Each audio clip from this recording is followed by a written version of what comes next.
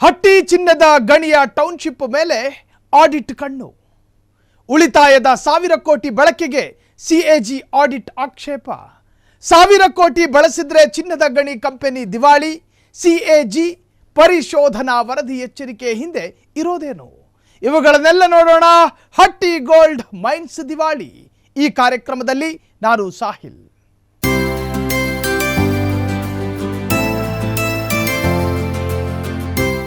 ಚಿನ್ನದ ಗಣಿ ಅಂದ ತಕ್ಷಣ ನಮಗೆಲ್ಲ ನೆನಪಾಗೋದು ಕೋಲಾರ ಗೋಲ್ಡ್ ಮೈನ್ಸ್ ಜೊತೆಗೆ 1000 ಕೋಟಿ ದುಡಿದ ಕೆಜಿಎಫ್ ಸಿನಿಮಾ.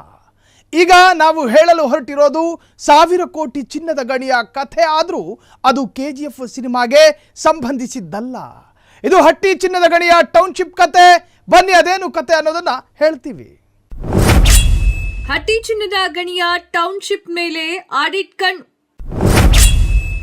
ಉಳಿತಾಯ 1000 ಕೋಟಿ ಬಳಕೆಗೆ ಸಿಎಜಿ ಆಡಿಟ್ ಆಕ್ಷೇಪ. 1000 ಕೋಟಿ ಬಳಸಿದರೆ ಚಿನ್ನದ ಗಣಿ ಕಂಪನಿ ದಿವಾಳಿ. ಸಿಎಜಿ ಪರಿಶೋಧನಾ ವರದಿ ಎಚ್ಚರಿಕೆಯ ಹಿಂದೆ ಇರೋದೇನು? ಚಿನ್ನ ಅಂದ ಕೂಡಲೇ ಜನರ ಕಣ್ಣು ಮಿನುಗುತ್ತೆ, ಕಿವಿ ನೆಟ್ಟಗಾಗುತ್ತೆ. ಇದು ಕೇವಲ ಒಂದು ದೇಶಕ್ಕೆ ಸೀಮಿತ ಅಲ್ಲ, ಇಡೀ ಜಗತ್ತಿಗೆ ಚಿನ್ನಕ್ಕಾಗಿ ಹಂಬಲಿಸ್ತಾ ಇದೆ ಅಂತ ಹೇಳಿದ್ರೆ ಮೋಸ್ಟ್ಲಿ ತಪ್ಪಾಗಿಲ್ಲ. ಇದಕ್ಕೆ ಯುರೋಪಿನ ಎಷ್ಟೋ ಹುಚ್ಚು ಸಂಶೋಧಕರು ಎಲ್ ಡೆರೋಡಾ ಅನ್ನುವಂತಹ ಚಿನ್ನದ ನಗರ ಇದೆ ಅನ್ನುವಂತಹ ಕಥೆಯನ್ನ ನಂಬಿ ಅದನ್ನ ಹುಡುಕಾಟ ಮಾಡ್ಲಿಕ್ಕೆ ಇಡೀ ಜೀವನವನ್ನೇ ಕಾಡು ಮೇಡ್ನಲ್ಲಿ ಕಳೆದಿದ್ದಾರೆ. ನಮ್ಮ ಭಾರತೀಯ ಹೆಂಗಸರು ಕೂಡ ಚಿನ್ನದ ವಿಚಾರದಲ್ಲಿ ಯಾರಿಗೂ ಏನ್ ಕಮ್ಮಿ ಇಲ್ಲ. ಮದುವೆ ಹಬ್ಬಗಳಲ್ಲಿ ಅವರಿಗೆ ಚಿನ್ನ ಖರೀದಿ ಮಾಡದಿದ್ರೆ ಸಮಾಧಾನವೇ ಇರುವುದಿಲ್ಲ. ಇರಲಿ, ಚಿನ್ನಕ್ಕೆ ಇಷ್ಟೊಂದು ಕ್ರೇಜ್ ಇರೋದ್ರಿಂದಲೇ ಕೆಜಿಎಫ್ ಸಿನಿಮಾ ಸೂಪರ್ ಹಿಟ್ ಆಗಿದ್ದು, ಕೋಲಾರ ಹಟ್ಟಿ ಚಿನ್ನದ ಗಣಿಗಳು ಇಂದಿಗೂ ಕೂಡ ತಮ್ಮ ಅಸ್ತಿತ್ವವನ್ನು ಉಳಿಸಿಕೊಂಡಿದೆ. ಈಗ ನಾವು ಹೇಳೋಕೆ ಹೊರಟಿರುವಂತಹ ಕತೆ ಕೂಡ ಹಟ್ಟಿ ಚಿನ್ನದ ಗಣಿಯ ಕುರಿತಾಗಿದೆ. ರಾಯಚೂರು ಜಿಲ್ಲೆಯಲ್ಲಿರುವಂತಹ ದೇಶದ ಏಕೈಕ ಪ್ರತಿಷ್ಠೆಯ HGMCL ಅಂದರೆ ಹಟ್ಟಿ ಗೋಲ್ಡ್ ಮೈನ್ ಕಂಪನಿ ಲಿಮಿಟೆಡ್ ಎನ್ನುವಂಥದ್ದು ಚಿನ್ನದ ಗಣಿ ತೆಗೆದುಕೊಂಡಿರುವಂತಹ ಒಂದು ತೀರ್ಮಾನ ಇಂದು ವಿವಾದವನ್ನ ಹುಟ್ಟುಹಾಕಿದೆ. ಹಾಗಾದ್ರೆ ಏನಿದು ಹಟ್ಟಿ ಚಿನ್ನದ ಮೈನ್ ತೆಗೆದುಕೊಂಡಿರುವಂತಹ ನಿರ್ಧಾರ? ಇದನ್ನ ನೋಡಿ. ಹಟ್ಟಿ ಚಿನ್ನದ ಮೈನ್ ಕಂಪನಿ ಲಿಮಿಟೆಡ್ ಕಳೆದ 77 ವರ್ಷಗಳಿಂದ ಸಕ್ರಿಯವಾಗಿದೆ. ಕೆಜಿಎಫ್ನಷ್ಟು ಸದ್ದು ಮಾಡದೇ ಇದ್ರೂ ಕೂಡ ತನ್ನಷ್ಟಕ್ಕೆ ತಾನು ನಿರಂತರವಾಗಿ ಕೆಲಸವನ್ನ ಮಾಡ್ಕೊಂಡು ಹೋಗ್ತಾ ಇದೆ. ಹಿಂಗೆ ಚಿನ್ನದ ಗಣಿ ಕಂಪನಿ ದಶಕಗಳಿಂದಲೂ ಕೂಡ ದುಡಿದು ಭಾರಿ ಹಣವನ್ನ ಕೂಡ ಹಾಕಿದೆ. ಅದೆಷ್ಟು ಮೊತ್ತ ಅನ್ನೋದು ಕೇಳಿದ್ರೆ ನೀವು ಶಾಕ್ ಆಗ್ತೀರಾ. 1200 ಕೋಟಿ ರೂಪಾಯಿಯನ್ನ ನಿಶ್ಚಿತ ಠೇವಣಿ ಖಾತೆಯಲ್ಲಿ ಹಟ್ಟಿ ಚಿನ್ನದ ಮೈನ್ ಕಂಪನಿ ಉಳಿತಾಯ ಮಾಡಿದೆ. ಹೀಗೆ ಉಳಿತಾಯ ಮಾಡಿರುವಂತಹ ಹಣದಲ್ಲಿ 1000 ಕೋಟಿಯಷ್ಟು ಹಣವನ್ನ ಸಂಯೋಜಿತ ಟೌನ್ಶಿಪ್ ನಿರ್ಮಾಣಕ್ಕೆ ಬಳಕೆ ಮಾಡಲಾಗಿದೆ. ಹೀಗೆ ಹಟ್ಟಿ ಚಿನ್ನದ ಗಣಿ ಕಂಪನಿ 1000 ಕೋಟಿಗಳಲ್ಲಿ ಟೌನ್ಶಿಪ್ ನಿರ್ಮಾಣ ಮಾಡಲಿಕ್ಕೆ ಹೊರಟಿದ್ದನ್ನ ಈಗ ಸಿಎಜಿ ವರದಿ ಪ್ರಶ್ನೆ ಮಾಡಿದೆ. ಸಿಎಜಿ ಅಂದ್ರೆ ಮಹಾಲೇಖನ ಪಾಲ ಪರಿಶೋಧನಾ ವರದಿ. ಈ ತೀರ್ಮಾನದ ಕಂಪನಿಗೆ ಭಾರಿ ಹೊಡೆತವನ್ನ ನೀಡುವ ಸಾಧ್ಯತೆ ಇದೆ ಅಂತ ಹೇಳಿ ವರದಿಯಲ್ಲಿ ಹೇಳಲಾಗಿದೆ. ಏನಿದು ಮಹಾಲೇಖನ ಪಾಲರು ನೀಡಿರುವಂತಹ ಎಚ್ಚರಿಕೆ ಅನ್ನೋದನ್ನ ಈ ಒಂದು ವಿಡಿಯೋದಲ್ಲಿ ಹೇಳ್ತೀವಿ. ಹಟ್ಟಿ ಗೋಲ್ಡ್ ಚಿನ್ನದ ಕಂಪನಿ ಈ ರೀತಿ 1000 ಕೋಟಿಯನ್ನ ಅನುತ್ಪಾದಕ ವೆಚ್ಚಕ್ಕೆ ಬಳಕೆ ಮಾಡಿದ್ದಾರೆ. ಹಟ್ಟಿ ಚಿನ್ನದ ಗಣಿ ಕಂಪನಿ ದಿವಾಳಿ ಆಗುತ್ತೆ ಅಂತ ಹೇಳಿ ಸಿಎಜಿ ತನ್ನ ವರದಿಯಲ್ಲಿ ಹೇಳಿದೆ. ಹಾಗೆ ಅನುತ್ಪಾದಕ ವೆಚ್ಚಕ್ಕೆ 1000 ಕೋಟಿ ಬಳಕೆ ಮಾಡೋದ್ರಿಂದ ಕಂಪನಿ ದಿವಾಳಿಯಾಗುವ ಎಚ್ಚರಿಕೆಯನ್ನ ಮಾತ್ರ ಸಿಎಜಿ ನೀಡಿಲ್ಲ. ಇದರ ಜೊತೆಗೆ HGMCLಗೆ ಹಲವು ಗಂಭೀರ ಪ್ರಶ್ನೆಗಳನ್ನ ಸಹ ಕೇಳಿದೆ. ಏನವು ಸಿಎಜಿ ಎತ್ತಿರುವಂತಹ ಗಂಭೀರ ಪ್ರಶ್ನೆಗಳು ಅಂತ ನೋಡೋಣ ಬನ್ನಿ. ಕಂಪನಿಯ ವಿವಿಧ ಬ್ಯಾಂಕ್ಗಳ ನಿಶ್ಚಿತ ಠೇವಣಿಯಲ್ಲಿ ಇಟ್ಟಿರುವಂತಹ ಮೊತ್ತ 850 ಕೋಟಿ. ಪೇಕ್ಲೆ ಅಕೌಂಟ್ ಬ್ಯಾಲೆನ್ಸ್ 350 ಕೋಟಿ. ಹೀಗೆ ಕಂಪನಿಯ ನಿಶ್ಚಿತ ಠೇವಣಿಯ ಮೊತ್ತ ಒಟ್ಟು 1200 ಕೋಟಿ ರೂಪಾಯಿ. ಕಂಪನಿ 1200 ಕೋಟಿ ನಿಶ್ಚಲ ಠೇವಣಿಯಲ್ಲಿ 998.50 ಕೋಟಿ ವೆಚ್ಚದಲ್ಲಿ 912 ಮನೆಗಳನ್ನ ಒಳಗೊಂಡು ಟೌನ್ಶಿಪ್ ನಿರ್ಮಾಣ ಮಾಡಿದೆ. ಕಂಪನಿಯ ಬಳಿ ಉಳಿತಾಯ ಮಾಡಿರುವುದು ಕೇವಲ 211.50 ಕೋಟಿ ರೂಪಾಯಿ ಮಾತ್ರ.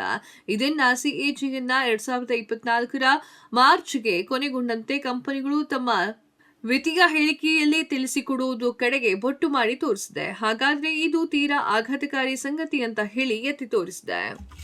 1 ವರ್ಷವಲ್ಲ, 2 ವರ್ಷವೂ ಅಲ್ಲ, ಬರೋಬ್ಬರಿ 77 ವರ್ಷ ದುಡಿದ ಎಲ್ಲ ಹಣವನ್ನ ಖರ್ಚು ಮಾಡಿಬಿಟ್ರೆ ಮುಂದೆ ಗತಿ ಏನು? ಇಂತಹದ್ದೊಂದು ಪ್ರಶ್ನೆಯನ್ನ ಹಟ್ಟಿ ಚಿನ್ನದ ಗಣಿ ಕಂಪನಿ ತನ್ನಷ್ಟಕ್ಕೆ ಹಾಕಿಕೊಳ್ಳಬೇಕಿತ್ತು, ಆದರೆ ಹಾಕಿಕೊಳ್ಳಲಿಲ್ಲ.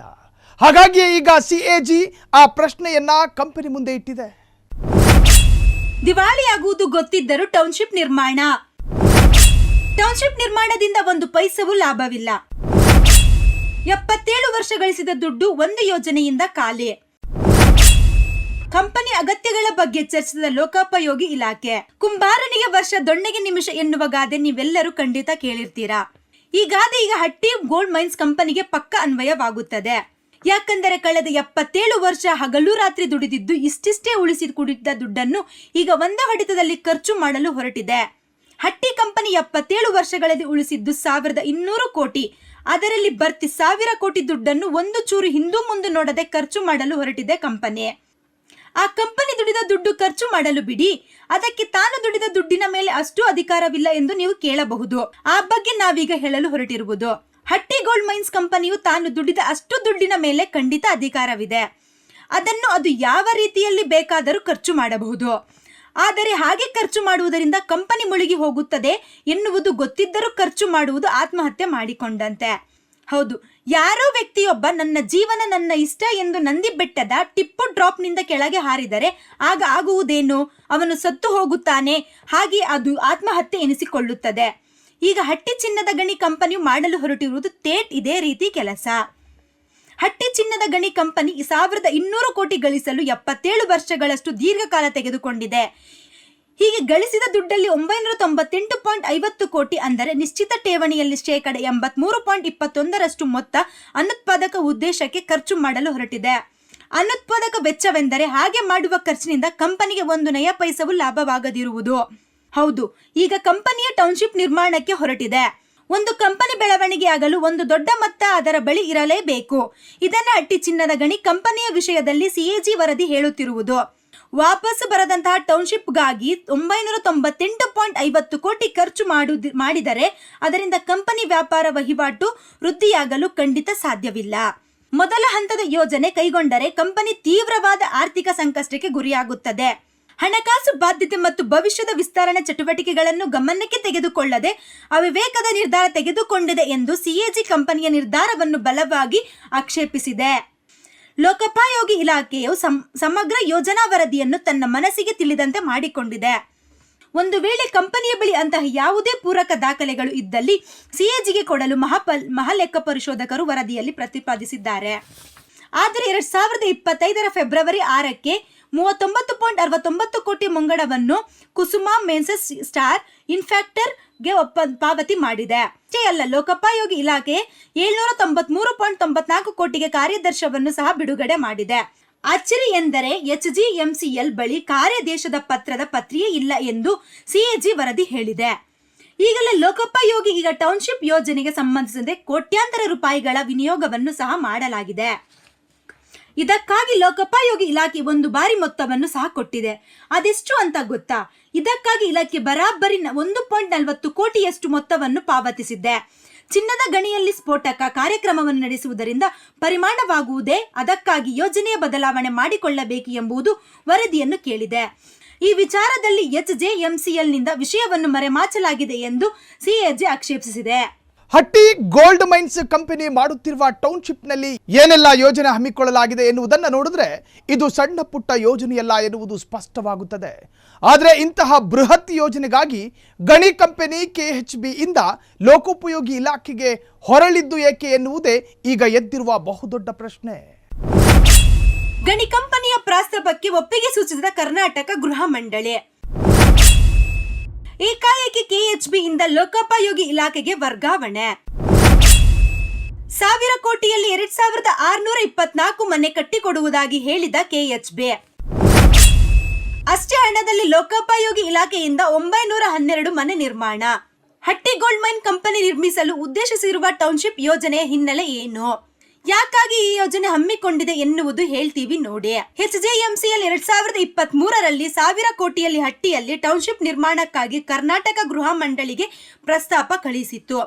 ಈ ಪ್ರಸ್ತಾಪದಲ್ಲಿ ಅದು KHB ಮೊದಲ ಹಂತದ ನಿರ್ಮಾಣದ ಬಗ್ಗೆ ಪ್ರಸ್ತಾಪವಿತ್ತು.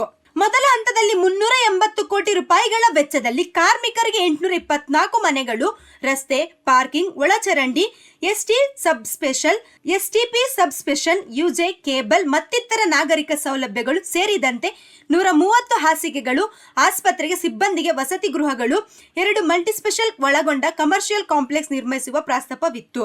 ಹಟ್ಟಿಗೋಲ್ಡ್ ಕಂಪನಿಯು ಕಳುಹಿಸಿದ ಪ್ರಸ್ತಾಪದ ಬಗ್ಗೆ ಕರ್ನಾಟಕ ಗೃಹ ಮಂಡಳಿ ತನ್ನ ಆಡಳಿತ ಸಭೆಯಲ್ಲಿ ಈ ವಿಷಯವನ್ನು ಚರ್ಚಿಸಿತ್ತು. 2023 ಮೇ 26ರಂದು ನಡೆದ 431ನೇ ಆಡಳಿತ ಮಂಡಳಿ ಸಭೆಯಲ್ಲಿ ಇದಕ್ಕೆ ಒಪ್ಪಿಗೆ ನೀಡಿತು. HJMCL ಈ ಸಂಬಂಧವಾಗಿ ಕೈಗಾರಿಕಾ ಮತ್ತು ವಾಣಿಜ್ಯ ಇಲಾಖೆ ಕಾರ್ಯದರ್ಶಿಗೆ 2023 ಆಗಸ್ಟ್ನಲ್ಲಿ ಪತ್ರ ಬರೆದು ಮಾಹಿತಿ ತಿಳಿಸಿತು. ಆ ಪ್ರಸ್ತಾವನೆಗೆ 25 ಕೋಟಿ ರೂಪಾಯಿಗಳ ವೆಚ್ಚದಲ್ಲಿ ಕ್ರೀಡಾಂಗಣ ಸಂಕೀರ್ಣ ನಿರ್ಮಾಣ ಯೋಜನೆಯನ್ನು ಸೇರಿಸಿ ಅಂದಾಜು ವೆಚ್ಚವನ್ನು 405 ಕೋಟಿಗೆ ಪರಿಶೀಲಿಸಲಾಯಿತು. ಹೀಗೆ ಪರಿಷ್ಕೃತಗೊಂಡ ಪ್ರಸ್ತಾವನವನ್ನು ಸಂಪುಟದ ಅನುಮತಿಗಾಗಿ ಪ್ರಸ್ತಾವನೆ ಸಲ್ಲಿಸಲಾಯಿತು. ಆ ಮಧ್ಯೆ ಗಣಿ ಮತ್ತು ಭೂವಿಜ್ಞಾನ ಸಚಿವರು ಈ ಟೌನ್ಶಿಪ್ ಯೋಜನೆಯನ್ನು ಲೋಕೋಪಯೋಗಿ ಇಲಾಖೆ ಮೂಲಕ ಕಾರ್ಯಗತಗೊಳಿಸಿ ಎಂದು ವ್ಯವಸ್ಥಾಪಕ ನಿರ್ದೇಶಕರಿಗೆ ಸೂಚನೆ ನೀಡಿದರು. ಇದರ ಬೆನ್ನಲ್ಲೇ ಲೋಕೋಪಯೋಗಿ ಇಲಾಖೆ ಕಾರ್ಯದರ್ಶಿ 998.50 ಕೋಟಿ ಸಮಗ್ರ ಯೋಜನಾ ವರದಿ ಸಲ್ಲಿಸಿದರು. ಕೈಗಾರಿಕೆ ಮತ್ತು ವಾಣಿಜ್ಯ ಇಲಾಖೆಗಳು ಈ ಯೋಜನೆಯನ್ನು ಲೋಕೋಪಯೋಗಿ ಇಲಾಖೆಯು PRMCMC ಅಡಿಯಲ್ಲಿ ಕಾರ್ಯಗತಗೊಳಿಸಬೇಕು ಎಂಬ ಪರಿಷತ್ತಿನ ಅಡಿಯಲ್ಲಿ ಅನುಮೋದನೆ ನೀಡಿತು. ಟೌನ್ಶಿಪ್ ರಾಜ್ಯ ಸರ್ಕಾರ ಹಣ ಕೊಡುತ್ತಿರುವುದಾದರೆ ಈ ಯೋಜನೆಯ ಪೂರ್ಣ ವೆಚ್ಚವನ್ನು ಹಟ್ಟಿಗೋಲ್ಡ್ ಮೈನ್ಸ್ ಕಂಪನಿಗೆ ಕೊಡಬೇಕಾಗಿದೆ. ಈ ರೀತಿ ಮೊದಲು KHV ಪ್ರಸ್ತಾವನೆ ಕಳಿಸಿದ್ದು ಹಟ್ಟಿಗೋಲ್ಡ್ ಮೈನ್ ಕಂಪನಿ ಏಕಾಏಕಿ ಅದರಿಂದ ಕಿತ್ತುಕೊಂಡು ಲೋಕೋಪಯೋಗಿ ಇಲಾಖೆ ಇದನ್ನು ಕಟ್ಟಿಕೊಡಬೇಕು ಎನ್ನುವ ಪ್ರಶ್ನೆ ಉದ್ಭವಿಸಿದೆ. ಆ ಪ್ರಶ್ನೆ ಉದ್ಭವಿಸಲು ಕಾರಣವೆಂದರೆ ಕರ್ನಾಟಕ ಗೃಹ ಮಂಡಳಿ 1000 ಕೋಟಿ ರೂಪಾಯಿಗಳಲ್ಲಿ 2624 ಮನೆಗಳು ಟೌನ್ಶಿಪ್ ನಿರ್ಮಿಸುವ ಕೊಡುವುದಾಗಿ ಹೇಳಿತು. ಆದರೆ ಅದರಿಂದ ಬದಲಿಸಿ ಈ ಯೋಜನೆಯನ್ನು ಅದೇ 998.50 ಕೋಟಿಗೆ ಕೇವಲ 912 ಮನೆಗಳನ್ನು ನಿರ್ಮಿಸಿ ಕೊಡುವುದಾಗಿ ಹೇಳಿದೆ. ಇದರಿಂದ ಗೋಲ್ಡ್ಮೈನ್ ಕಂಪನಿಗೆ ಸುಮಾರು 1712 ಮನೆಗಳು ಕಡಿಮೆಯಾಗುತ್ತಿವೆ. ಆದರೆ ಕೊಡುವ ದುಡ್ಡು ಮಾತ್ರ ಅಷ್ಟೇ ಆಗಿದೆ. ಹಾಗಾದರೆ 2620 ಮನೆಗಳ ಬದಲಿಗೆ 912 ಮನೆಗಳು ಕಟ್ಟಿಕೊಟ್ಟರೆ ಉಳಿದ 1712 ಕಾರ್ಮಿಕರಿಗೆ ಯಾವ ಮನೆ ಕಟ್ಟಿಕೊಡುತ್ತೀರಾ ಎಂದು CAG ಪ್ರಶ್ನಿಸಿದೆ. ಹೀಗೆ ಪ್ರಶ್ನಿಸಿರುವ CAG ಮನೆಗಳು ಸಿಗದಿರುವ ಕಾರ್ಮಿಕರು ಆ ಸಮಾಧಾನದೊಳಗೆ ಅಲ್ಲಿನ ಉತ್ಪಾದಕತೆಯ ಮೇಲೆ ಪರಿಣಾಮ ಬೀರುವುದಿಲ್ಲವೆನ್ನುವ ಪ್ರಶ್ನೆಯನ್ನು ಸಹ ಎತ್ತಿದೆ. ಇದೆಲ್ಲಕ್ಕಿಂತ ಮುಖ್ಯವಾಗಿ ಲೋಕೋಪಯೋಗಿ ಇಲಾಖೆ ಟೌನ್ಶಿಪ್ ನಿರ್ಮಾಣದಲ್ಲಿ ಪರಿಣಿತಿ ಹೊಂದಿಲ್ಲ. ಗಣಿ ಸಚಿವರ ನಿರ್ದೇಶನದ ಇಲ್ಲದೆ ಇದ್ದರೆ ಹಟ್ಟಿ ಗಣಿ ಕಂಪನಿಯ ಲೋಕೋಪಯೋಗಿ ಇಲಾಖೆಯನ್ನು ಆಯ್ಕೆ ಮಾಡುತ್ತಿರಲಿಲ್ಲ. ಇದೆಲ್ಲವನ್ನು ಮೀರಿಸುವ ವಿಚಿತ್ರವೊಂದನ್ನು ಈ ಟೌನ್ಶಿಪ್ ಯೋಜನೆಯಲ್ಲಿ ನಡೆದಿದೆ. ಅಂದರೆ 1987ರಿಂದ ಅಲ್ಲಿರುವ 4 ಗಣಿಗಳ ಗಣಿ ಕಂಪನಿಗೆ ಬಾಡಿಗೆ ಪಾವತಿಸಲು ಬರುತ್ತಿದೆ. ಅದೇ ಇದುವರೆಗೆ ಅಲ್ಲಿನ ಗಣಿಗಾರಿಕೆಯನ್ನು ಆರಂಭಿಸಿಯೇ ಇಲ್ಲ. ಹೀಗಾಗಿ ಅಲ್ಲಿ ಗಣಿ ಚಟುವಟಿಕೆ ಆರಂಭಿಸುವ ಬದಲು ಟೌನ್ಶಿಪ್ ಮೇಲೆ 1000 ಕೋಟಿ ಹೂಡಿಕೆ ಮಾಡುವ ಅಗತ್ಯವೇನಿತ್ತು ಎಂದು ಪ್ರಶ್ನಿಸಿದೆ. ಇದರ ಜೊತೆಗೆ ಮೂಲಸೌಕರ್ಯ ಯೋಜನೆಯನ್ನು ಕೈಗೆತ್ತಿಕೊಳ್ಳದೆ ಉತ್ಪಾದಕತೆ ಹೆಚ್ಚಿಸುವ ಗಮನ ಹರಿಸಿದೆ.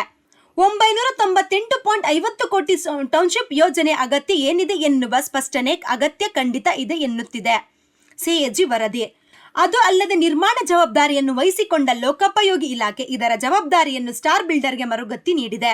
ಇದು ಭಾರಿ ಅನುಮಾನಗಳಿಗೆ ಕಾರಣವಾಗಿದೆ. ಲೋಕೋಪಯೋಗಿ ಇಲಾಖೆ ಸಮಗ್ರ ಯೋಜನಾ ವರದಿಯನ್ನು ತನ್ನ ಮನಸ್ಸಿಗೆ ತೋಚಿದಂತೆ ಮಾಡಿಕೊಂಡಿದೆ ಎನ್ನುವ ಇದರಿಂದ ಗೊತ್ತಾಗಿದೆ ಎಂದು CAG ತನ್ನ ಅಡಿ ವರದಿಯಲ್ಲಿ ಆಕ್ಷೇಪ ಎತ್ತಿದೆ. ಇದಕ್ಕೆ ಲೋಕೋಪಯೋಗಿ ಇಲಾಖೆ ಮತ್ತು ಸಚಿವರು ಉತ್ತರಿಸಬೇಕಾಗಿದೆ. ಲೋಕೋಪಯೋಗಿ ಇಲಾಖೆ ಮತ್ತು ಅದರ ಸಚಿವರು ನಡೆದುಕೊಂಡಿರುವ ರೀತಿ ಮತ್ತು ಅದರ ಬಗ್ಗೆ ಮಹಾಲೇಖಪಾಲಕರು ಎತ್ತಿರುವ 10 ಹಲವು ಪ್ರಶ್ನೆಗಳನ್ನು ಗಮನಿಸಿದರೆ ಅಲ್ಲಿ ನಡೆಯಬಾರದ್ದು ನಡೆದಿದೆ ಎನ್ನುವ ಅನುಮಾನ ಮೂಡುತ್ತದೆ. ಇದಕ್ಕೆ ಲೋಕೋಪಯೋಗಿ ಇಲಾಖೆ ಉತ್ತರ ನೀಡಲೇಬೇಕಾದ ಸ್ಥಿತಿಯೂ ಕೂಡ ಎದುರಾಗಿದೆ. ಇದಾಗಿತ್ತು ಇಂದಿನ ಫ್ರೀಡಂ ಟಿವಿಯ ಸ್ಪೆಷಲ್. ನೋಡ್ತಾ ಇರಿ ಫ್ರೀಡಂ ಟಿವಿ, ಇದು ಜನ ಸಾಮಾನ್ಯರ ಶಕ್ತಿ.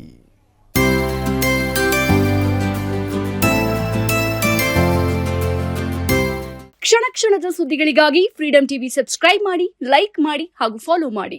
ಹೊಸ ಸುದ್ದಿಗಳ ನೋಟಿಫಿಕೇಶನ್ಗಾಗಿ ಬೆಲ್ ಐಕಾನ್ ಮೇಲೆ ಕ್ಲಿಕ್ ಮಾಡಿ.